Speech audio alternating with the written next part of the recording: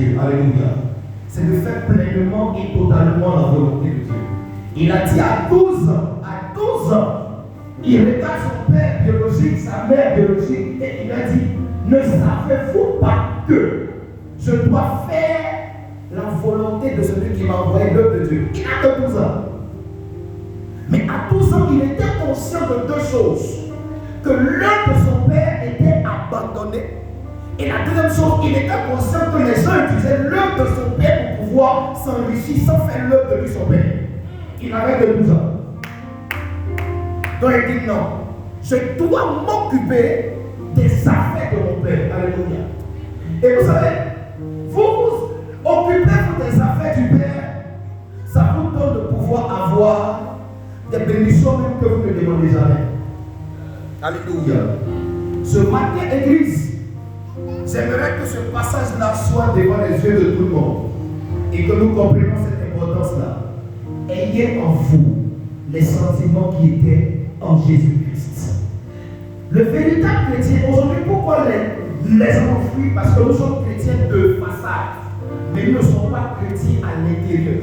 Nous ne sommes pas des chrétiens vrais. Nous avons des chrétiens aujourd'hui qui sont païens et qui ont revêtu le vêtement de chrétien. Et ça fait que la porte est fermée pour beaucoup de personnes. Les gens te voient chrétien, tu prends ta Bible, tu prends.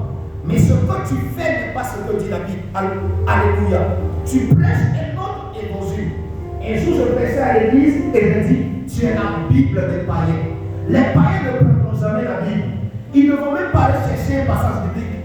Mais quand ils vont te regarder à travers toi, ils vont pouvoir lire la Bible. Ils vont savoir que Jésus-Christ guérit, Jésus-Christ bénit, Jésus-Christ transforme, Jésus-Christ libère. Alléluia. Mais quand toi tu n'es même pas libéré, mais quand toi tu n'es pas encore béni, mais quand toi tu ne pardonnes pas, mais quand toi tu n'as pas les sentiments véritables des véritables enfants de Dieu, ils t'ont déjà lu. Ils savent que c'est toi qui vas avec lui, tu ne peux pas changer. Ce n'est pas eux qui sont dehors là qui vont changer. Alléluia. Ayez en vous les sentiments qui étaient en Jésus-Christ. Quels sont les sentiments qui étaient en lui? C'est l'unité, c'est l'amour, c'est la paix, c'est la tempérance, c'est la patience, c'est la douceur, c'est la bénignité, c'est la vérité. La Bible dans le livre de Éphésiens que chacun parle avec vérité avec son frère. La Bible n'a pas dit de parler avec une certaine malice à ton frère. La Bible dit de lui parler avec vérité. Donc s'il y a quelqu'un ici qui a horreur qu'on ne parle de la vérité, bien aimé dans le Seigneur, tu n'es pas dans la bonne église. Tu n'es pas dans la bonne église. Parce que là où on ne peut pas te parler en vérité ou bien dans la vérité, tu as un problème.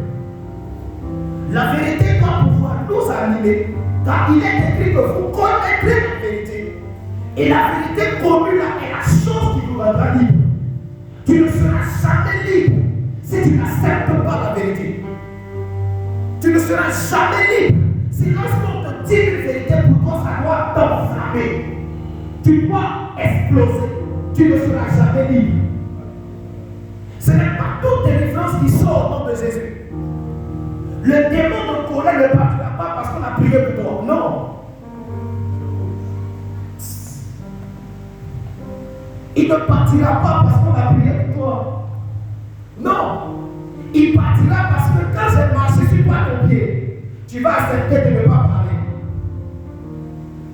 Après la prière, Dieu va te mettre dans une petite épreuve. Tu peux demander à Dieu, Seigneur, donne-moi la patience. Donne-moi la patience. Il te l'a accordé. Mais pour que tu saches qu'il te l'a accordé, il te met dans une épreuve où la patience sera requise. Au lieu de comprendre que c'est l'instrument à ta prière qui est là, qui va t'enflammer. Et tu ne peux pas avoir ça. La colère peut venir par un petit qui va te parler comme jamais. Mais rappelle-toi que tu as prié. Seigneur, je comprends. S'il me parle comme ça, c'est parce que l'esprit de colère que j'ai chassé, j'ai pris, j'ai demandé à ce que tu m'enlèves là, est en train de partir. Mais Dieu, tu me mets ça pour que je sois maître de moi-même. Écoutez-moi bien, la Bible dit dans le livre de Proverbes, un homme qui n'est pas maître de lui est une personne qui est une ville qui n'a pas de porte.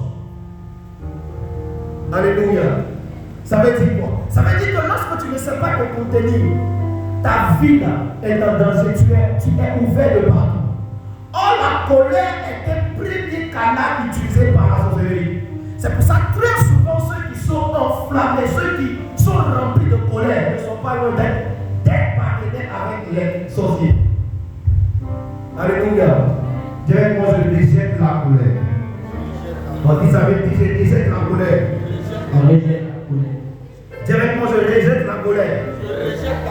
Pour ne pas être partenaire avec les sorciers. Alléluia. Tu as besoin